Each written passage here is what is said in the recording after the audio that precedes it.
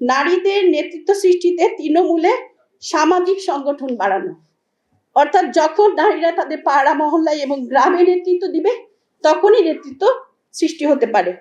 দ্বিতীয়ত, যে প্রান্তিক নারীদের, যাদের চিকিৎসা নাই, যাদের স্বাস্থ্য সুবিধা নাই, যারা ঘরে নির্যাতিত হলে আইনি সুবিধা পাওয়ার জন্য কোথায় যাবে জানে না, এই সুবিধাগুলো বাড়ানোর সুপারিশ করা এই নারী কমিশনের দরকার ছিল।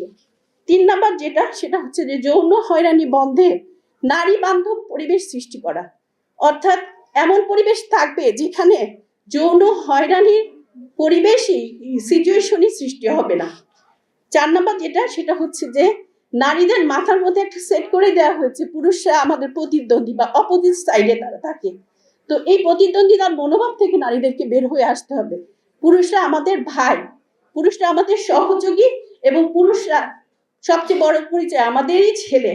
তো এই পরিচয় থেকে তারা আমাদের প্রতিদ্বন্দ্বী নয়, বরং তারা আমাদের জন্য আমাদের চারপাশেরই অংশ।